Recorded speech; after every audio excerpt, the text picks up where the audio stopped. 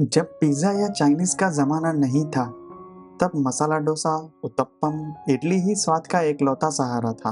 उन खाने के लिए शहर के उडुपी कैफ़े डिस्कशन का सब्जेक्ट थे।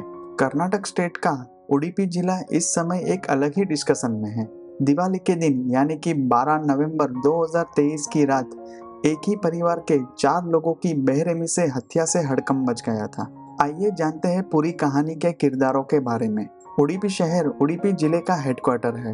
नूर मोहम्मद नाम के एक सज्जन जो पड़ोस के इलाके नेजर में तृप्ति लेकआउट के एक बंगले में रहते थे। इंडिया में एयरलाइंस के काम करने के एक्सपीरियंस के बेस पर वो दुबई पहुंचे और वहां एयरपोर्ट पर उन्हें अच्छी तनख्वाह वाली नौकरी मिल गई। वो दुबई में अकेले रहते हैं। नूर मोहम्मद की पत्नी का नाम हसीना है जो 46 साल की है और उनके 2 बेटे और 2 बेटियां हैं। पिता की विरासत को कायम रखते हुए बच्चों ने भी मानो वही लाइन चुनी। सबसे बड़ा बेटा असल 26 साल का बेंगलुरु में इंडिगो एयरलाइंस में काम करता है। उनकी छोटी बेटी अफनान 23 साल की, वो भी बेंगलुरु में एयर इंडिया में काम करती है। अफनान से छोटी अइनाज 21 साल की खूबसूरत बेटी एयर इंडिया की इंटरनेशनल फ्लाइट्स में एयर होस्टेस के रूप में काम करती है। उसका वर्क प्लेस मैंगलोर में है। तीनों में सबसे छोटा भाई आसिम 12 साल का 7th स्टैंडर्ड में पढ़ रहा है। नूर मोहम्मद की माँ का नाम हाजरा बीबी है और उनकी उम्र 70 साल है। हाजरा बीबी, हसीना और असीम नेजर के आलीशान घर में रहते हैं। दिवाली की छुट्टियों में बड़ी बेटी अफनान और एयर होस्टेस अइनाज दोनों घर पर थी। दोनों बहनें दादी, माँ और छोटे भाई आसिम के साथ मौज मस्ती से छुट्टियां बिताती थी। उस खुशहाल परिवार के घर में पड़ोसियों को हमेशा हंसी की आवाज सुनाई देती थी।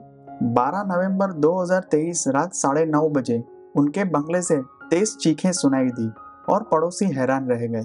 इस शांत परिवार में कभी किसी ने जोर जोर से झगड़ा नहीं किया और अचानक इतनी चीख पुकार क्यों? सभी पड़ोसी वहां दौड़ पड़े। बंगले के ड्राइंग रूम का सीन सीरियस था। हसीना, अफनान, अइनाज और असीम खून से लथपथ पड़े थे। यह जानने के लिए किसी मेडिकल सर्टिफिकेट की जरूरत नहीं थी कि उन चारों की मौत हो चुकी है। हाजरा बीबी कहाँ है? पड़ोसियों ने चिल्लाया तो हाजरा बीबी लहूलुहान हालत में दूसरे कमरे से निकली और गिर पड़ी। हाजरा बीबी को जिंदा देखकर पड़ोसियों ने पुलिस के साथ साथ एम्बुलेंस को भी फोन किया। नजदीकी पड़ोसी ने दुबई में बैठे नूर मोहम्मद और बेंगलुरु में असल को फोन कर इस दुखद घटना की जानकारी दी। एक ही परिवार के 4 सदस्यों की हत्या की जानकारी मिलने पर पुलिस ऑफिसर DK अरुण वहां दौड़ते हुए आए। पुलिस ने हाजरा बीबी को अस्पताल भेजने की अरेंजमेंट की। सभी पड़ोसियों ने बताया कि इस परिवार की कभी किसी से दुश्मनी नहीं थी। साथ ही घर का सारा सामान सही सलामत था, इसलिए ये हत्याएं चोरी या लूट के लिए नहीं की गई। इसके चलते पुलिस के लिए मुश्किल सवाल ये था कि ना तो किसी से कोई बदला लिया था और ना ही किसी से झगड़ा, ना ही चोरी या डकैती का कोई इरादा था। फिर इन चारों को इतने क्रूर तरीके से किसने मौत के घाट उतार दिया? हत्या का मकसद क्या होगा? कोई सुराग हाथ नहीं लगा और हत्यारे तक पहुंचना था। पुलिस ने इस चैलेंज को एक्सेप्ट किया। 5 टीमें बनाई गई और हर टीम ने अपनी जिम्मेदारी संभाली। नेजर के पास टोल बूथ है। वहां लगे CCTV कैमरे की फुटेज जांचने पर हत्यारे का कोई लिंक नहीं मिला। मरने वालों में 12 साल का असीम बच्चा माना जा रहा है। उसकी किसी से ऐसी दुश्मनी नहीं हो सकती। पड़ोसियों के मुताबिक हसीना बेगम का स्वभाव मिलनसार था और वह सभी से अच्छे संबंध बनाकर रखती थी। तो दुबई में रहने वाले पिता नूर मोहम्मद सभी से प्यार से पेश आते थे। इन तीनों लोगों की किसी से दुश्मनी नहीं हो सकती, यह मानकर पुलिस ने अब टीम को बड़े बेटे असल और दोनों बेटियों अफनान और अइनास के साथ काम करने वाले साथियों से पूछताछ की जिम्मेदारी सौंपी। नूर मोहम्मद दुबई से और असल बेंगलुरु से यहाँ आए। चारों डेड बॉडीज को पोस्टमार्टम के लिए मणिपाल के एक अस्पताल में भेज दिया गया। सबकी हत्या कई बार चाकू मारकर की गई थी। डेड बॉडीज की हालत देखकर बाप बेटे टूट गए। दोनों ने पुलिस को बताया कि उन्हें समझ नहीं आ रहा कि ऐसा किसने और क्यों किया। एक साथ 4 जनाजे निकलने से माहौल गमगीन हो गया। अंतिम यात्रा में 1,500 लोग शामिल हुए। बेंगलुरु पहुंचने के बाद टीम ने इंडिगो एयरलाइंस में असल के साथियों से पूछताछ की तो पता चला कि असल की सबसे अच्छी दोस्ती थी और कोई उससे झगड़ा करने के बारे में सोचता भी नहीं था। 23 साल की अफनान बेंगलोर में एयर इंडिया में केबिन क्रू मेंबर थी। वहां उसके दोस्तों और दूसरे क्रू मेंबर ने हत्या की जानकारी मिलने पर दुख जताया और बताया कि अफनान बहुत ही शांत और अच्छे स्वभाव की थी। कभी किसी से ऊंची आवाज में बात नहीं करती थी। 21 साल की अइनाज मैंगलोर में एयर इंडिया एक्सप्रेस में एयर होस्टेस के फॉर्म में काम कर रही थी। जब पुलिस टीम वहां जांच करने पहुंची तो उन्हें एक सुराग मिला। अइनाज एक एयर होस्टेस के फॉर्म में इंटरनेशनल फ्लाइट्स पर जाती थी और प्रवीर अणु चौगुले नाम के एक 40 साल के केबिन क्रू मेंबर से उसकी दोस्ती हो गई। प्रवीण, जिसने 15 सालों तक सीनियर क्रू मेंबर के फॉर्म में काम किया, मैरिड था और अपने परिवार के साथ मैंगलोर में रहता था। पिछले 5-6 दिनों से बिना किसी को बताए काम पर नहीं आने की जानकारी मिलने पर पुलिस ने प्रवीण अणु चौगुले की कुंडली निकाली। जब पुलिस मैंगलोर उसके घर पहुंची तो घर पर ताला लगा हुआ था और पड़ोसियों ने बताया कि प्रवीण 10 दिन पहले ही प्रवीण की पत्नी को गांव छोड़ने गया था। प्रवीण के मामा बेलगावी जिले के कुदाची गांव में रहते हैं। प्रवीण अपनी पत्नी को कुदाची छोड़कर वापस आ गया, लेकिन उसके बाद वह 6 दिन से घर नहीं आया। इसी बीच उडुपी पुलिस ने टोल बूथ के पास खड़े रिक्शा चलाने वालों से पूछताछ की। श्याम नाम के एक रिक्शा चालक ने बताया कि 12 तारीख की रात 9 बजे टकले जैसा एक 40 साल का आदमी मेरे रिक्शे में बैठा। उन्होंने कन्नड़ में बात की। मैंने उसे तृप्ति लेकआउट में नूर मोहम्मद के बंगले के पास छोड़ दिया। उन्होंने चेहरे पर मास्क पहना हुआ था। उतरने के बाद मैं पास के रिक्शा स्टैंड पर दूसरे रिक्शा चलाने वालों के साथ खड़ा हो गया। आश्चर्य की बात तो यह है कि लगभग 25 मिनट में वो हांफता हुआ दौड़ता हुआ वापस आया। मैंने हंसते हुए उससे कहा, अगर तुम्हें इतनी ही देर में वापस आना था तो मुझे पहले बता देते, मैं वहीं तुम्हारा इंतजार करता। जब मैंने ये कहा तो वो मुझे बिना जवाब दिए सीधा दूसरे रिक्शा में बैठ गया और उसे जल्दी से चलने को कहा। पुलिस का ध्यान अब एक लौते डाउटफुल के फॉर्म में प्रवीण पर कॉन्सेंट्रेट हो गया। प्रवीण के मोबाइल नंबर को ट्रेस किया गया तो वो कुदाची में था।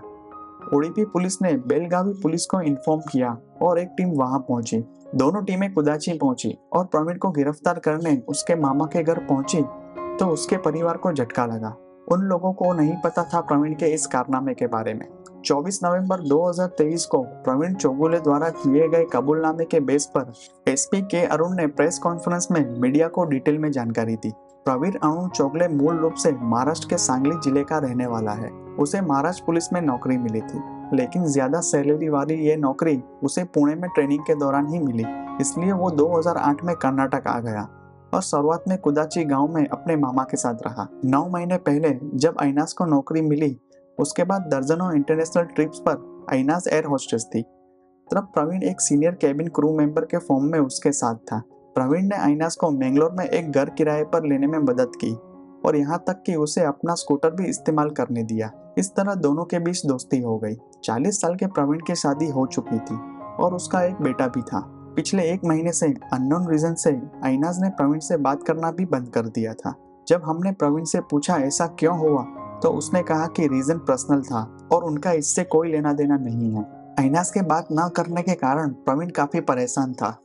जब भी अइनाज किसी दूसरे क्रू मेंबर से हंसती और बात करती तो वो जलन से जलने लगता था। वो अइनाज पर अपना हक जमाना चाहता था, लेकिन अइनाज ने रिश्ता तोड़ दिया और यही बात उसे चुभती थी। अइनाज जब भी किसी से बात करती तो उसे लगता कि वो मेरी बेइज्जती करने के लिए ऐसा ड्रामा कर रही है। अब अपना हक जमाने की भावना और जलन की आग दोनों चरम पर पहुंच गई और बर्दाश्त के बाहर हो गई। तो प्रवीण ने अइनाज को खत्म करने का फैसला किया। अपने प्लान को पूरा करने के लिए प्रवीण ने अपनी पत्नी को अपने मामा के पास कुदाची गांव भेज दिया। 12 तारीख को वो अपनी कार से उडुपी आया। टोल बूथ के कैमरों से बचने के लिए उसने कार वहीं छोड़ दी और रिक्शा लेकर अइनाज के घर पहुंच गया।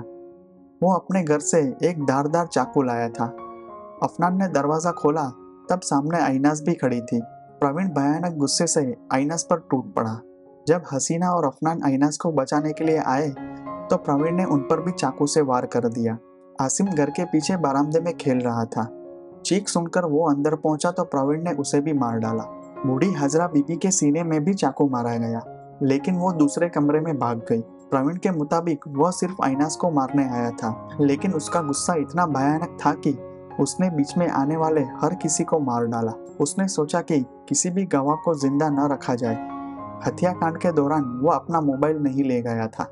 उस समय प्रवीण की बॉडी में ऐसी शैतानी शक्ति आ गई कि वो सिर्फ 15 मिनट में सबको खत्म करके वहां से भाग गया। वो रिक्शे से अपनी कार तक पहुंचा और घर जाकर चाकू धो लिया। खून से सने कपड़े जला दिए। हाथापाई में उसकी उंगली में भी चाकू लग गया। इसलिए वो डॉक्टर के पास गया और पट्टी कराई। इसके बाद वो कुदाची में अपने मामा के घर पहुंचा। वहां पहुंचकर उसने मोबाइल ऑन किया। उन्होंने ये जानकारी देते हुए कहा कि प्रवीण ने हत्या की वजह के बारे में बताए बिना ही हत्या की बात कबूल कर ली है। हमें सबूत मिल रहे हैं और एग्जैक्ट रीजन की जांच भी जारी है। क्या हत्या में प्रवीण के साथ कोई और भी था?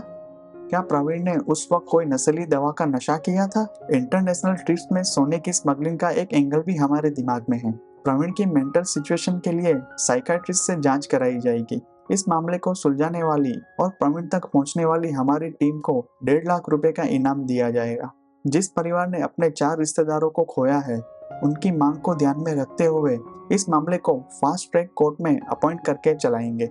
जब प्रवीण को पूछताछ के लिए घटनास्थल पर ले जाया गया तो भीड़ ने हंगामा खड़ा कर दिया और पुलिस से कहा कि इस आदमी को 5 मिनट के लिए हमें सौंप दे, इसका न्याय करेंगे और तुरंत फैसला सुनाएंगे। पुलिस उत्तेजित भीड़ की ऐसी मांग कैसे मान सकती है? जब प्रवीण को पुलिस वैन में ले जा रही थी तब गुस्साए लोगों ने वैन पर हमला कर दिया और पुलिस को लाठीचार्ज करना पड़ा। 3 बच्चों और पत्नी को खोने वाले नूर मोहम्मद ने एक टीवी चैनल को दिए इंटरव्यू में एयरलाइंस पर गुस्सा जताया। क्या कंपनी ने अपॉइंटमेंट से पहले उसकी मेंटल डिसऑर्डर की जांच नहीं की? ऐसे आदमी के साथ पैसेंजर कितने सेफ हैं? एयरलाइंस ने प्रवीण को इमीडिएटली नौकरी से निकाल दिया। फिर मेंटल डिसऑर्डर का एक और मामला आया। 15 मिनट में 4 हत्याओं की खबर अखबारों में छपी। हिंदू मंत्रा नाम के एक इंस्टाग्राम पेज ने प्रवीण चौगुले की कहानी पोस्ट की। प्रवीण की फोटो पर क्राउन इमोजी लगाकर उन्हें हीरो दिखाते हुए लिखा गया कि 15 मिनट में 4 मुस्लिम मारे गए। प्रवीण ने बनाया वर्ल्ड रिकॉर्ड। पुलिस की साइबर टीम को इसकी जानकारी मिली। उन्होंने मामला दर्ज किया और इंस्टाग्राम से फर्जी इंस्टाग्राम के एडमिन की जानकारी हासिल करने की रिक्वेस्ट की। आईपीसी 5052 और IT2 एक्ट की धारा 66 के तहत मामला दर्ज किया गया और पोस्ट हटा दी गई। ऐसी पोस्ट करने वाले और नफरत फैलाने वाले लोग प्रवीण से ज्यादा मेंटल डिसऑर्डर के शिकार हैं। ये तो वक्त ही बताएगा कि पुलिस को किस तरह के सबूत मिलेंगे, उसके बाद प्रवीण को क्या सजा होगी।